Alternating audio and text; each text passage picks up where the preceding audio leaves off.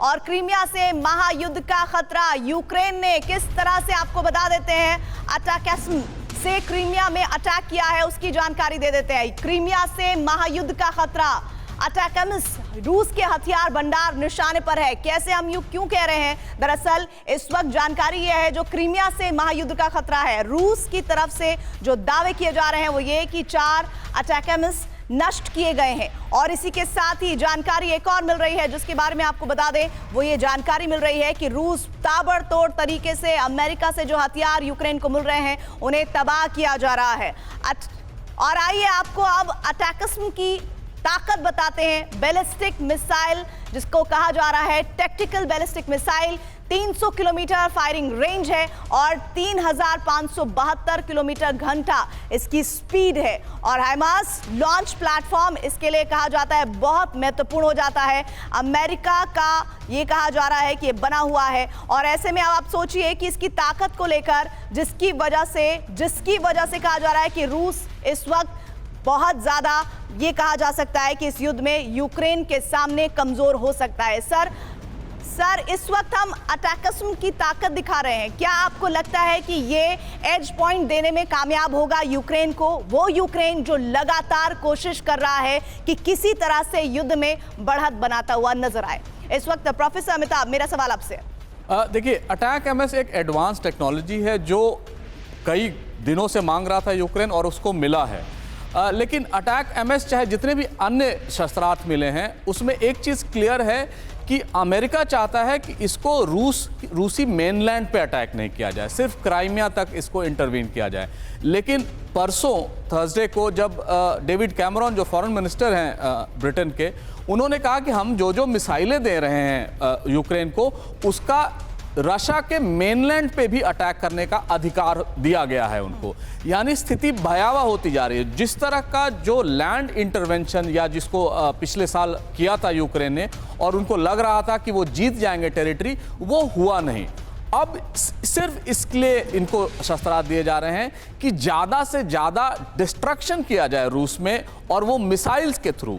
लेकिन जिस तरह के हालात उत्पन्न हो रहे हैं प्रीति, आगे देख के मुझे ये जरूर लग रहा है कि ये युद्ध अब और आगे बढ़ेगा, ना कि सिर्फ लैंड वॉरफेयर में, बल्कि जिस तरह के मिसाइलें यूज़ की जा रही हैं उस हिसाब से भी। तो आने वाले दिन, और खासकर जब गर्मियों में दोनों लैंड फोर्सेस और आर्टिलरी इन्फेंट्री दोनों अटैक करेंगे, और साथ में जब उनको मिसाइल कवर मिलेगा, अटैक एमएस, चाहे पेट्रियट मिसाइल सिस्टम्स जो उनको दी गई हैं, चाहे अन्य जितने शस्त्रास्त्र दिए गए हैं, उनका इस्तेमाल अगर रूसी मेनलैंड पे किया जाए तो बात आगे बढ़ सकती है। मैं ये नहीं कह रहा हूँ कोई रेड लाइन है। मैं आपको इसमें शामिल करना चाहती हूँ। सर 800 दिन बीत चुके हैं, अभी पश्चिमी देश क्या करके मानेंगे? रूस का इतना बड़े पैमाने पर हथियार नष्ट हो चुका है, जिसको अगर आंकड़े में हम बताने की कोशिश करेंगे तो बहुत लंबी फहरिस्त बन जाएगी। वीके चतुर्वेदी साहब। प्रीति, ये अनइवन वॉर है यूक्रेन और रशिया के बीच में। अगर आप वॉर पोटेंशियल का उनका दोनों की देखें तो यूक्रेन कहीं नहीं आता, रशिया बहुत स्ट्रांग है। और कोई भी देश ये नहीं कि आज मुझे 500 रॉकेट मिल गए और कल 15 टैंक मिल गए, 15 गन्स मिल गई और फिर मैं लड़ाई लड़ रहा हूँ, इस तरह से लड़ाई नहीं हो सकती। यूक्रेन जब आप दोनों पावर्स को देखते हैं तो यूक्रेन कहीं नहीं आता। रूस is a very strong power, और इसको यूक्रेन को समझना चाहिए कि वो मोहरा नहीं बने ये इन पावर्स का, यूएस और अदर पावर का। उसके जो देश के हित में है वो काम करे। आप भी ये जानते हैं और व्यूअर्स भी इस बात को बखूबी समझते हैं कि यूक्रेन अकेला ये लड़ाई नहीं लड़ रहा है, लेकिन जिन देशों के साथ वो मिलकर लड़ रहा है, आखिर रूस को रोक पाने में वो देश भी नाकाम क्यों साबित हो रहे हैं? प्रीति, इसलिए नाकाम हो रहे हैं कि किसी भी देश ने खुद अपने ग्राउंड ट्रूप्स नहीं भेजे, किसी भी देश ने अपने फाइटर्स, अपने पायलट्स के साथ वहाँ नहीं भेजे। वहाँ पे बस उनको एम्यूनिशन दे देते हैं, हथियार दे देते हैं, और यूक्रेन के सोल्जर्स वहाँ पर लड़ाई लड़ रहे हैं, या फिर बाकी मर्सनरीज वहाँ पे लड़ाई लड़ रहे हैं। और इसलिए इस तरह की लड़ाई में कभी भी ये पावर कोई शक्तिशाली नहीं बन सकता। Ukraine is on a weaker wicket, they must accept it, they must also, इनको समझना चाहिए कि जो देश हित में है वो कार्य करें, ना कि जो दूसरों का किसी का जो ध्येय है उसको पूरा करने में अपने देश को डाल दें।